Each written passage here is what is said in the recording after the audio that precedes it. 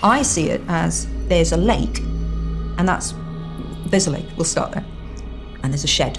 And I think the shed more properly should be called a workshop, but I always call it a shed in my head. So the lake is where stuff just comes up out of. And I've always imagined that there's something living in that lake that chucks me things, it just throws things up at me that I catch. And then I take them in the shed and I work on them. So when I read my own writing, and often when I read other people's writing as well, I often think of it in terms of there's too much lake and not enough shed there. Like, that wasn't worked on long enough, you didn't work on. And other times I think that's pure shed. You just, you bang that up. There's nothing but lake in there. The best writers, the absolute pinnacle, they have an amazing lake and they have a phenomenal shed. Something that borders on a palace. I swear to you, I wanted to be a writer as long as I knew there was such a thing as a writer. But I have this very weird early memory. And I know I must have been 4 or under, because we left the first house that we ever lived in as a family when I was 4.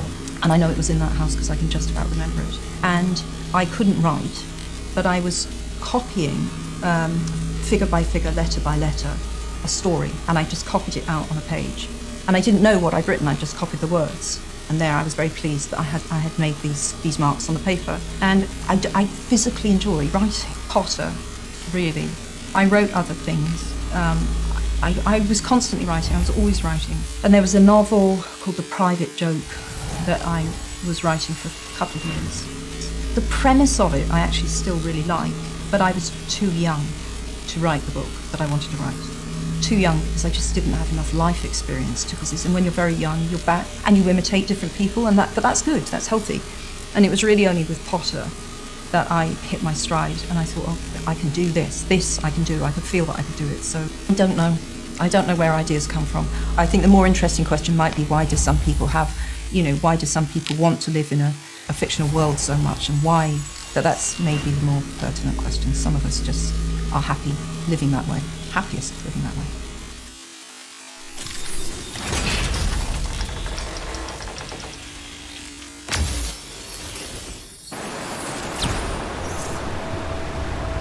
It's important that she talks about the lake and shed as if something is already living in it. Her mind doesn't seem to find completely spontaneous fiction convincing on its own. There appears to be a need for some kind of source or underlying structure, which points to TI. She also turns an abstract process into something concrete and visible, suggesting a sensing preference. Even when she says workshop would probably be a better word than shed, that reflects TI's focus on precision. It also sounds like she has developed a routine around the process. An idea arrives, and then she works on it. Inspiration isn't the only focus, developing and refining the idea seem just as important. Her emphasis on craftsmanship also suggests SI, which often enjoys improving something gradually over time. When she says, too much lake, not enough shed, she's applying her internal model to someone else's work. That reflects TI using an established framework to analyze the outside world. When she talks about great writers, you can sense admiration and appreciation, which suggests FE. The emotional focus seems directed toward people rather than herself. The childhood memory she shares can be seen as a clear example of SI. Rather than simply saying she enjoyed writing as a child, she describes where she lived, how old she was, and why that period stands out. Strong SI users often recall memories together with their surrounding context. Here, she almost rewinds the story and organizes it from the beginning. The experience itself also seems meaningful to her. She appears to enjoy the process of writing, not just the ideas. She develops it, observes others, sees different examples, and starts asking what else could be done with it. This is where NE starts to appear, as the experience expands into exploration. The statement, "I didn't want to do anything else," is interesting as well. High NE often wants to explore many possibilities and can struggle to stay with one for long periods. That gives more of a judging impression. Through repetition, the process seems to become natural and established. When she talks about the period before Harry Potter, her comment that she didn't yet have enough life experience to write certain characters is important. It's a realistic assessment of her abilities at the time. She appears aware of what is and isn't possible, which feels more grounded and measured than simply following the excitement of an idea. That again points toward SI. When she says that she imitated other writers while she was young, that could also suggest FE and SI. She seems to learn by observing people and examples around her. Experimenting with other writers' styles becomes a way of learning from the external world, while FE may contribute to an interest in what resonates with people. Another interesting moment comes when she's asked where ideas come from. Instead of answering directly, she shifts toward a broader question: why some people enjoy living in fictional worlds in the first place. That feels somewhat FE-like because she redirects the discussion toward people and their experiences. TI may also support this by reframing the question and suggesting that the original one isn't the most interesting place to focus.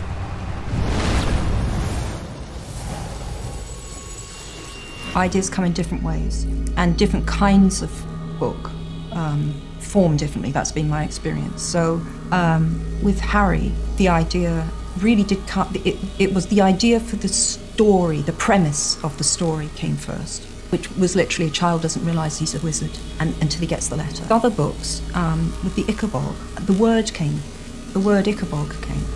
I thought, what is that? What is an Ichabod? And that's how the story started, with me trying to find an entity to attach that word to. And with the Strike books, the character came first. He came first. I did want to write what I saw as quite a golden age whodunit, but in a modern setting. And it was interesting to think, well, how would that work?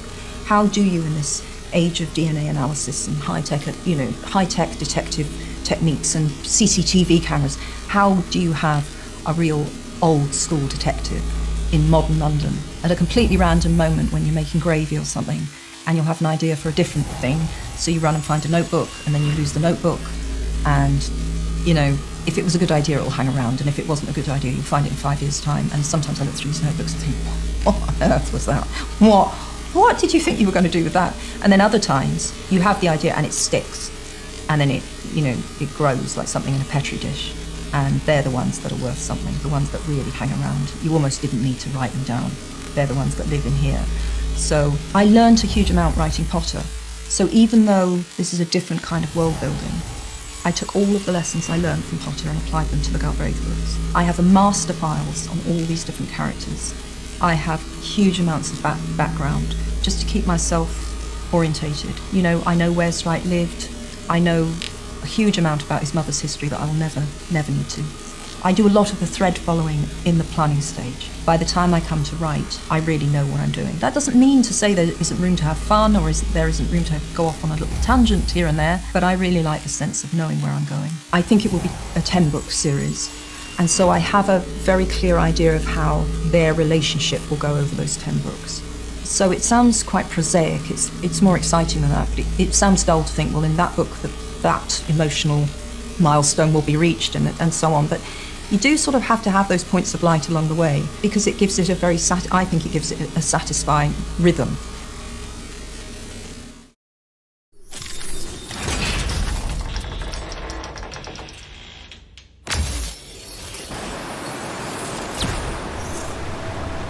When she says, ideas come in different ways, she's not describing a single writing process. Instead, she presents several different routes through which ideas can emerge, which points toward NE. In the example of the word Ichabod, everything begins with a single word, and then expands outward from there. NE often works this way, taking a small stimulus, and building layers of associations around it. The Strike example is interesting because it shows SI and NE working together. She takes the familiar structure of a classic detective story, and places it in a modern setting. SI provides the existing framework, while NE explores what can be done with it in a new context. Her growing interest in Robin also stands out. The focus shifts toward relationships, character development, and the way people affect one another, which may suggest FE. Another interesting moment comes when she describes ideas appearing unexpectedly, and only the strongest ones remaining. That process feels somewhat TINME. Ideas are not accepted immediately, they seem to stay only if they continue to prove their value over time. The petri dish analogy is notable as well. Like the lake and shed metaphor, it turns an invisible mental process into something concrete and observable. What stands out is how specific these analogies are. Rather than remaining broad or symbolic, they become structured models she can return to and work with. The way she applies lessons learned from Harry Potter to later books seems like SI. She appears to draw methods from experience, keeping what works, and carrying those lessons forward into new projects. The extensive files she creates for her characters point in a similar direction. There seems to be a preference for having information organized, accessible, and fully developed, before moving deeper into the story. Her speaking style carries NE elements. The discussion rarely stays in one place for long. One example leads to another, and then another connection appears, and the conversation continues to expand outward, rather than narrowing toward a single conclusion. Looking at the overall pattern, SI appears in the way she learns from experience, and refines methods over time. TI shows up in the way she organizes abstract processes into structured models. FE can be seen in her attention to relationships and character dynamics, while NE appears in the constant expansion of ideas, connections, and possibilities throughout the conversation. Taken together, these patterns align most closely with ESFJ.